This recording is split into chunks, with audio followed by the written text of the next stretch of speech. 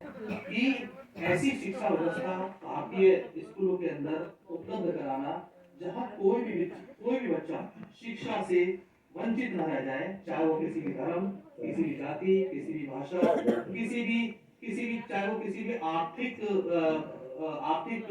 कमजोर स्थिति से कमजोर भी ना हो, और शारीरिक अक्षमता, ये सबसे महत्वपूर्ण है। तो सभी बच्चों को समावेशिता के अंतर्गत हमें विद्यालय तक लेके आना है। ये हमारी राष्ट्रीय शिक्षा नीति 2020 का प्रमुख उद्देश्य है। Thank you, Kaushik ji. What you said is good. Inclusiveness is all learners should be including the learner, all of the equal of the classroom conditions. Thank you very much. Another one is the government is facilitating the all learners should be equal, but we focus on the especially on equity. Can you explain that? बिल्कुल sir, नई शिक्षा नीति NEP 2020 वो equity पे जोर देती है, क्योंकि सभी बच्चे समान नहीं है।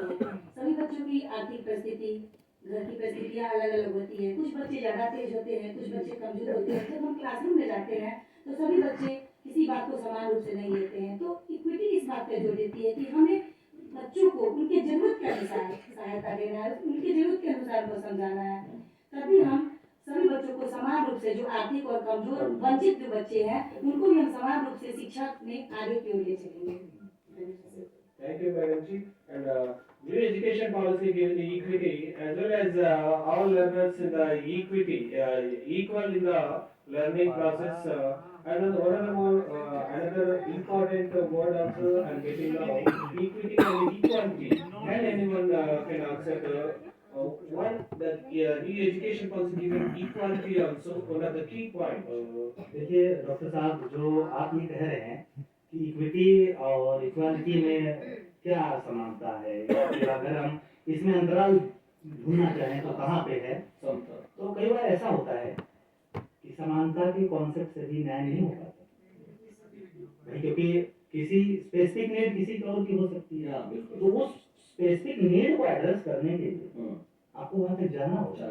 अब चाहे वो संसाधनों से आप जाओ और चाहे उसको ले right ji, Ramesh ji, what you are saying is if we are taking all over Ramesh ji को छोड़ना ही नहीं है। Assam is how they feel the new education policy regarding that. Can you say your opinion on that? देखो असम के लिए ये rural school हो या सरकारी स्कूल हो, इस सभी के लिए एनईपी बहुत इम्पोर्टेंट है। ठीक है। And finally, for this session, we got few more important points. ठीक है। Next, the importance of the NEP New Education Policy 2020. Can you give few points regarding this, Mr. Prasad? मैं comfortable हूँ। Unity में holistic development holistic development debate और integrity, equality, इस ऊपर discussion अपन अच्छा मैं और मुझे संदर्भ आ गया रमेश जी, तो अभी जब सर ने आपने कहा कि असम के लिए कैसे इंटीग्रेट के लिए काम कर रहा है, तो देखिए इसी में एक और शब्द है कि इंक्लूसिव। तो जब असम का बच्चा भी कक्षा में है, अगर असम का बच्चा साउथ इंडिया के किसी कक्षा में है, तो वहाँ बच्चा जाता है तो अपनी संस्कृति भी अपने साथ ले गया। तो जब वो उसकी भाषा को वहाँ जब टीचर एकोमोडेट कर रहा है कक्षा में, तो उसके लिए स्रोत भी बन जाता है। तो यही रमेश जी, यही बात हो रही है कि इसमें लोकल लैंग्वेज में, लोकल डायलेक्ट्स में पढ़ाना है, लोकल वर्नाक्युलर लैंग्वेज में पढ़ाइए बच्चों को। जितना बच्चा अपने वर्नाक्युलर लैंग्वेज में सीखेगा उतना वो कहीं सीख नहीं पाएगा। पहले वाली पॉलिसी ज्यादातर काम कर रही थी इंग्लिश के ऊपर। Sharma ji rightly said that new education policy is hijack हो रहा था, हाईजैक हो रहा था। mother tongue is the most important language to learn the learner easily get and also another more important thing is overall development in even is morally, emotionally, ethically learner should get Moderator में tough काम था। विद्वानी सब बैठे थे। हम लोग का क्षेत्र थोड़ी है सर।